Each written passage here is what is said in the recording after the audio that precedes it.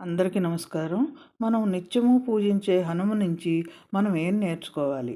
మంగళవారం, శనివారం వస్తే చాలు మనందరం స్వామికి తమలపాకులతో, సింధూరంతో పూజలు, హనుమాన్ చాలీసా, సుందరాకాండ పారాయణలు, పానకం, అప్పాలు, నైవేద్యాలు, ప్రదక్షిణాలు చేయటం ఇలా ఎన్నో చేస్తూ ఉంటాం. కానీ ఒక్కసారైనా ఆలోచించామా? హనుమ నుంచి మనం ఏం నేర్చుకున్నాము? హనుమ మనకి ఏం నేర్పుతున్నాడు అనేది అది ఇప్పుడు తెలుసుకుందాం. ముందుగా హనుమ యొక్క దివ్య స్వరూపాన్ని గురించి తెలుసుకుందాం. మరకతమణి వలె ప్రకాశించే దివ్యమైన, సౌందర్యవంతమైన శరీరంతో, వజ్రాయుధంలా పదునైన గోర్లు, దంతాలను కలిగి, మెరుపు తీగల వలె ప్రకాశించే కేశాలతో, పద్మపు రేకుల వంటి విప్పారిన కళ్ళతో, బంగారు కిరీటంతో ప్రకాశిస్తున్నవాడు హనుమంతుడు. ఇంతటి ప్రకాశవంతమైన హనుమంతుని గొప్పతనాన్ని గురించి ఇప్పుడు తెలుసుకుందాం. మనోవేగ వాయువేగముల వంటి వేగము కలవాడు, ఇంద్రియములను జయించినవాడు, బుద్ధిమంతులలో శ్రేష్ఠుడు, వానర జాతిలో ముఖ్యుడు, శ్రీరామదూత, వేద విజ్ఞానాన్ని ప్రపంచానికి అందించిన జగద్గురువు, సప్త చిరంజీవులలో ఒకడు హనుమంతుడు. అంతేకాకుండా అసాధ్యమన్నదే ఎరుగని కార్యశూరత్వం, వేల మంది రాక్షసులు చుట్టుముట్టినా వెరువని ధీరత్వం, రావణుడే ఎదురు నిలిచిన మొక్కవోని ఆత్మవిశ్వాసం, ఎన్ని ఆటంకాలు వచ్చినా సడలని కార్యనిష్ట, ఇటువంటి సకల గుణాలన్నీ కలబోసిన దైవం హనుమంతుడు. ఇంకా హనుమంతుడిని గురించి చెప్పాలంటే ఆయన రామనామాన్ని ఇష్టమంత్రంగా చేసుకున్న మహాభక్తుడు. శ్రీరామచంద్రుడు కష్టకాలంలో ఉన్నప్పుడు ఆయనకు అండదండలు అందించినవాడు. సీతమ్మ తల్లి దుఃఖాన్ని రూపుమాపినవాడు ఆంజనేయుడు. అతని పేరు వింటే చాలు అందరికీ కొండంత ధైర్యం.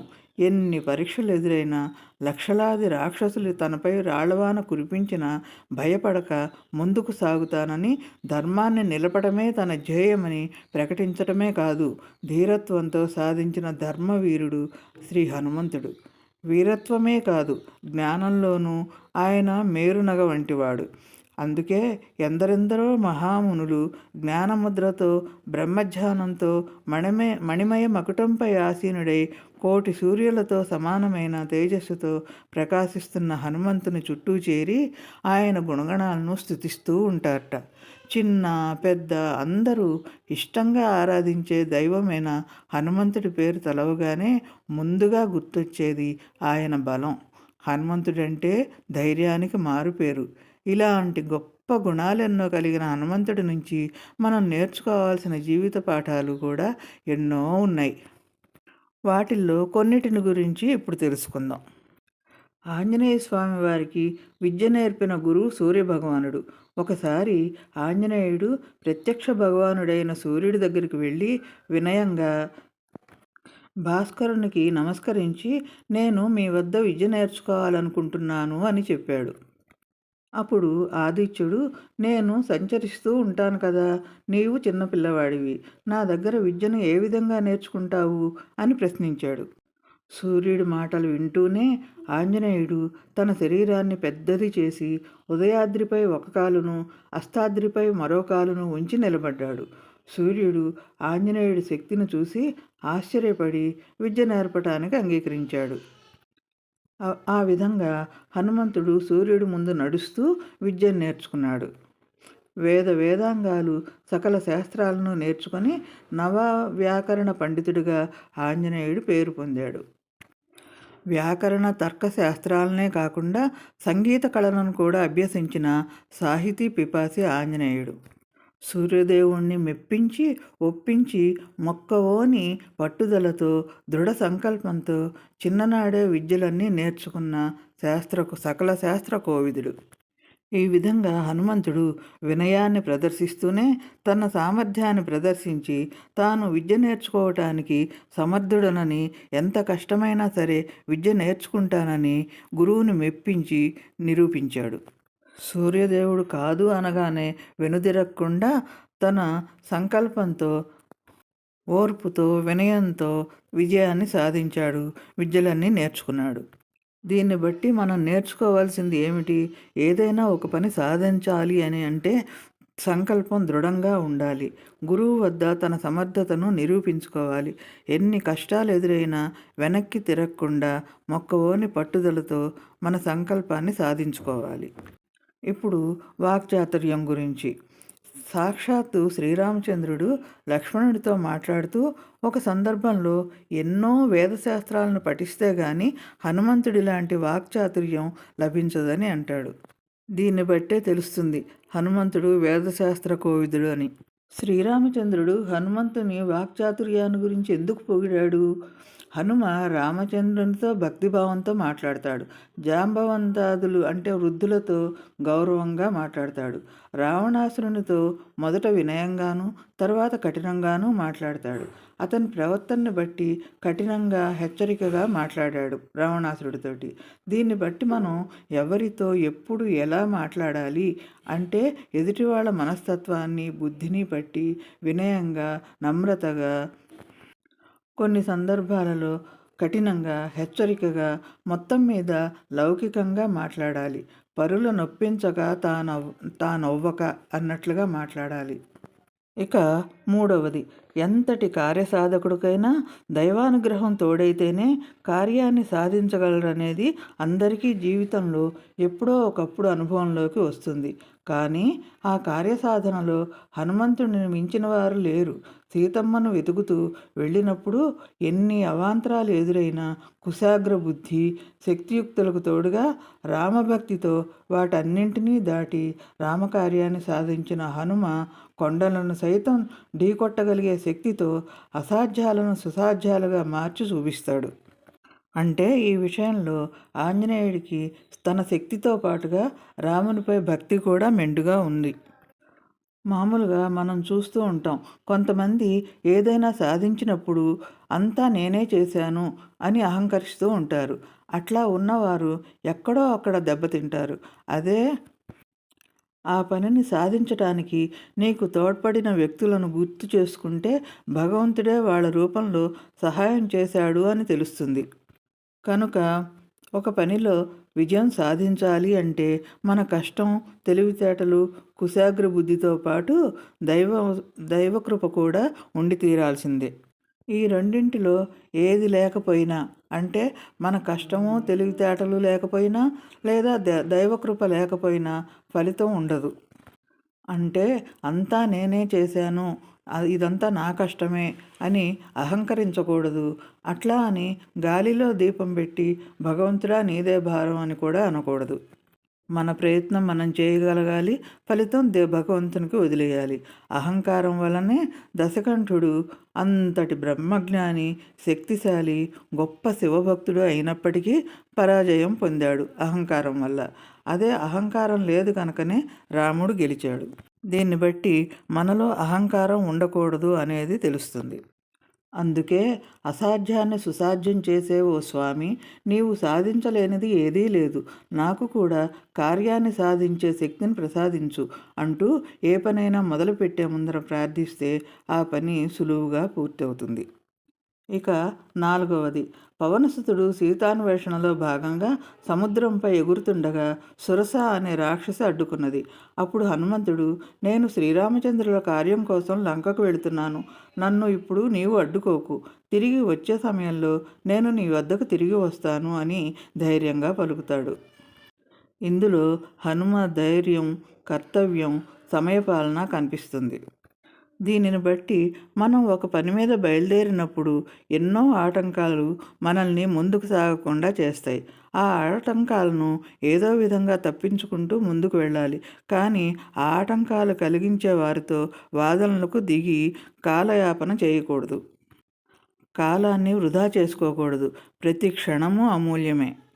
ఇక ఐదవది, సీతమ్మను వెతుకుతూ లంకానగరంలోకి ప్రవేశించాడు ఆంజనేయుడు. అక్కడి అంతఃపురాలలో సీతాదేవి జాడ కోసం వెతుకుతున్న సందర్భంలో అతిలోక సౌందర్యవతులైన రాక్షస స్త్రీలను చూసి మాత్రం చెలించకుండా వారిని పూజ్యభావంతో సంబోధించటం హనుమంతుడి దృఢచిత్తానికి నిదర్శనం. పరస్త్రీలను చూస్తూనే చలించిపోతారు కొందరు. కానీ హనుమతత్వం ద్వారా ఎంత అందమైన స్త్రీ కనిపించినా చలించకుండా పూజ్యభావంతో వాళ్లలో తన తల్లిని చూసుకోవాలి అని తెలుస్తుంది. వాళ్ళని తల్లిలాగా గౌరవించాలి అనే విషయం తెలుస్తుంది.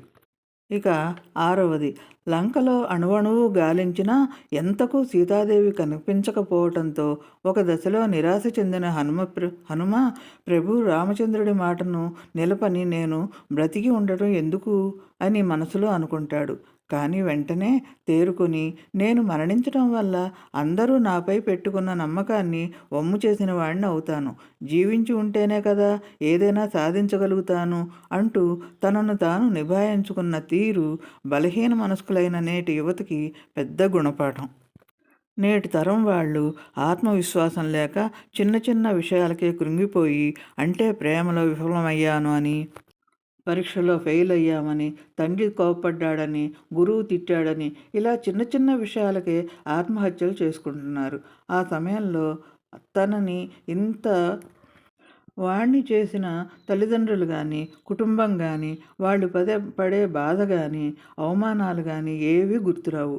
అదే ఒక్క క్షణం ఆగి ఆలోచిస్తే, ఒక క్షణం మన పనిలో విఫలం ఎందుకయ్యాము అనేది ఆలోచిస్తే దానికి కారణం ఏమిటి అనేది తెలుస్తుంది. ఆ కారణాలను దూరం పెట్టి మన కోసం బతుకుతున్న తల్లిదండ్రులను దృష్టిలో పెట్టుకొని భగవంతుని మీద నమ్మకంతో, దృఢచిత్తంతో అడుగేస్తే తప్పకుండా విజయం సాధిస్తారు. ముందు జరిగిన ఓటమి ఒక గుణపాఠం కావాలి. Failure is the stepping stones for success. ఓటమి గెలుపుకు పునాది అని తెలుసుకోవాలి. ఇక ఏడవది, ధర్మం పట్ల ఎంతో నిబద్ధత కలిగిన వాడు హనుమంతుడు. సీతమ్మ జాడను తెలుసుకునేందుకు సముద్రాన్ని దాటే దగ్గర నుంచి అశోకవనంలో సీతాదేవిని చూడటం, దుష్టాత్ముడైన రావణుడు పరిపాలిస్తున్న లంకను అగ్నికి ఆహుతి చేయటం, రాక్షసులను ముప్పతిప్పలు పెట్టడం వంటి పనులతో ఆయనలోని ధర్మావేశం మన కళ్ళకు కనపడుతుంది. ధర్మం పట్ల హనుమంతుడి నిబద్ధత తేటతెల్లమవుతుంది. ఒక మనిషి ధర్మం అనేది మట్టి లాంటిది. మట్టి దుమ్ముగాను ఉంటుంది, కుండగాను ఉంటుంది, పెంకుగాను ఉంటుంది. ఇలా అవసరాన్ని బట్టి ఇతరులకు ఉపయోగపడే రీతిలో మారుతుంది. చివరికి అది మట్టే. సీతమ్మ జాడ తెలుసుకునేందుకు బయలుదేరినవాడు మధ్యలో సురస, మైనాక పర్వతము, సముద్రుడు సీతమ్మను చూసినప్పుడు ఎక్కడికక్కడ అనుకూలమైన రీతిలో ధర్మ నిబద్ధత పాటించాడు. చివరికి తన తోకకు నిప్పంటించినప్పుడు లంకను కాల్చి రాక్షసులను ముప్పతిప్పలు పెట్టి తనలోని అగ్నితత్వాన్ని ప్రదర్శించాడు. అగ్ని ముట్టుకుంటే కాలుతుంది అనే జ్ఞానాన్ని వాళ్ళకి తెలియజేశాడు. రామచంద్రుడికి ఎదురైతే ఏమి జరుగుతుందో అని తెలియజేసి హెచ్చరించాడు. అంతేకాని తోకకు నిప్పంటించినప్పుడు ఏమి చెయ్యొద్దులే అని ధర్మాన్ని పాటిస్తూ కూర్చొని ఆ తోకని చల్లార్చుకోలేదు. కనుక సమయానుకూలంగా ధర్మాన్ని పాటించాలి. అవతలి వాళ్ళు మనల్ని హింసించినప్పుడు జనగణమన అంటూ కదలకుండా కూర్చోకుండా వందే మాత్రం అంటూ ముందుకు దూసుకు వెళ్ళి వాళ్ళకి బుద్ధి చెప్పాలి. Tit for tat. అదే హనుమ చెప్పేది. పరిస్థితులను బట్టి మనలో ధర్మం బయటికి రావాలి. ఒక చెంప కొడితే మరో చెంప చూపించే రోజులు పోయాయి. ఇక ఎనిమిదవది, రాక్షసుల చేతిలో తాను బందీ కావాల్సి వచ్చిన సందర్భంలో ఈ అస్త్రాలు శస్త్రాలు నన్నేమీ చేయలేవు. రాముడికి చేటు కలిగించే వారెవ్వరినైనా వదిలిపెట్టను అని పలికిన మాటలు హనుమంతుడిలోని ప్రభుభక్తికి, అపార ధైర్య సాహసాలకు చక్కని ఉదాహరణలు. మనం ఎంత శాంతియుతంగా ఉన్నప్పటికీ అవతలి వాళ్ళు రెచ్చగొడుతూ ఉంటే ఊరుకుంటామా? కూకటి వేళ్లతో సహా పెకిలించి వేస్తాం కదా. తస్మాత్ జాగ్రత్త అని చెప్పటం మనలోని ధైర్యాన్ని, దైవభక్తిని, దేశభక్తిని చాటుతుంది. రాక్షసులు తోకకు నిప్పంటిస్తే ఊరుకున్నాడా? లేదు కదా. దానితోనే లంకంతా కాల్చాడు మన వీర సైనికుల్లాగా. ఇక తొమ్మిదవది, రాక్షసులు తన తోకకు నిప్పంటిస్తే దానితోనే లంకను కాల్చాడు హనుమంతుడు. అయితే ఆ అగ్నిలో సీతామాత కూడా దహించుకుపోతుందేమోనని మనసులో చిన్న సంశయం కలిగింది. వెంటనే అతను తన తపస్సు, సత్యవాక్కు పరిపాలన వల్ల సీతమ్మ తల్లికి ఏ ప్రమాదము రాదు, అగ్నిదేవుడు సైతం పరమపావనైన సీతామాతను తాకలేడు అని, ఇది నా దృఢ విశ్వాసం అని ధైర్యంగా పలికిన తపస్శాలి హనుమ. దీన్ని బట్టి మనకేం తెలుస్తుంది? మనలో ఉన్న శక్తి మీద మనకి ముందు దృఢ విశ్వాసం ఉండాలి. ధైర్యంగా ముందడుగు వేయాలని సూచిస్తుంది. కార్యం మొదలుపెట్టినప్పటి నుంచి ఈ పని అవుతుందో లేదో, నేను చెయ్యగలనో లేదో అనే అనుమానం ఉండకూడదు.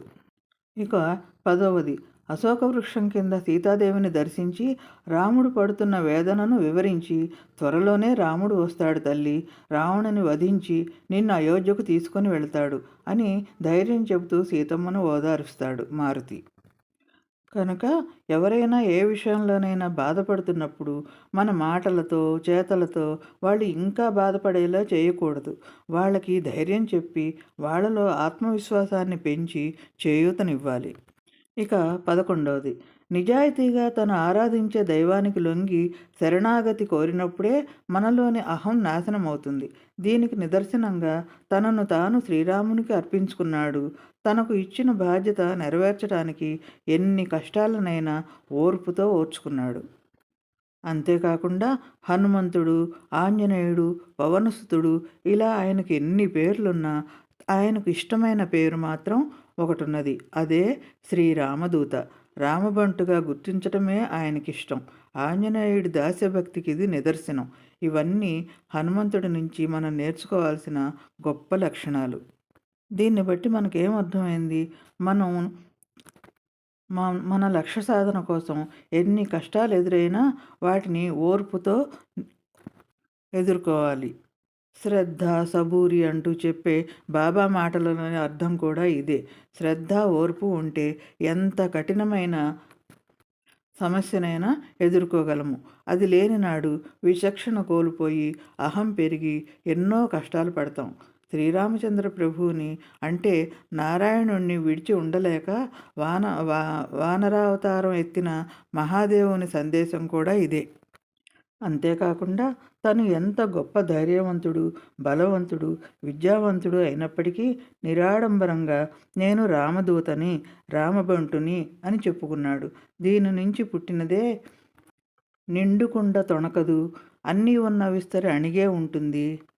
ఇంకా మౌనంగానే ఎదగమని మొక్క నీకు చెబుతుంది, ఎదిగిన కొద్దీ ఒదగమని అర్థమందులో ఉంది వంటి మొదలగు వాటి ద్వారా హనుమ యొక్క దాస్యభక్తి, ఓర్పు, నిరహంకారం, సహనం, నిరాడంబరత్వం మనకు తెలుస్తాయి. ఇవన్నీ కూడా హనుమంతుడి నుంచి మనం నేర్చుకోవలసిన గొప్ప లక్షణాలు. ఇన్ని గొప్ప లక్షణాలున్న హనుమంతుడిని ఎవరు భక్తి శ్రద్ధలతో ప్రతినిత్యం ఆరాధిస్తారో వారింట సిరి సంపదలకు ఎప్పుడూ లోటుండదు. దీర్ఘాయువును పొందుతారు. గ్రహ బాధలు, భూత బాధలు తొలగి ప్రశాంతత ఏర్పడుతుంది. భోగాలున్న చోట మోక్షం ఉండదని పెద్దలు చెబుతారు. కానీ ఆంజనేయుని ఆరాధకులకు భోగమోక్షాలు రెండూ సిద్ధిస్తాయి. అంతేకాకుండా సర్వవిధ అపమృత్యు దోషాలు తొలుగుతాయి.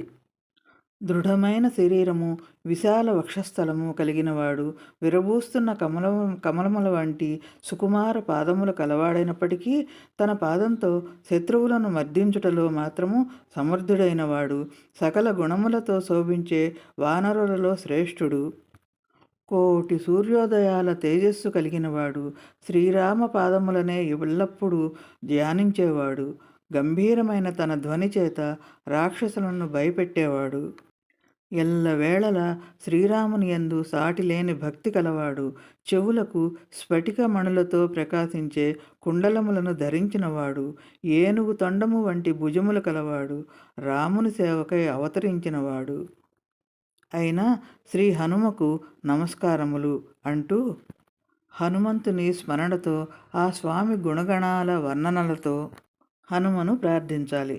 తద్వారా బుద్ధిని, శక్తిని పెంపొందించుకోవచ్చు, చింతలను దూరం చేసుకోవచ్చు, సర్వ పాపాలను హరింపజేసుకోవచ్చు.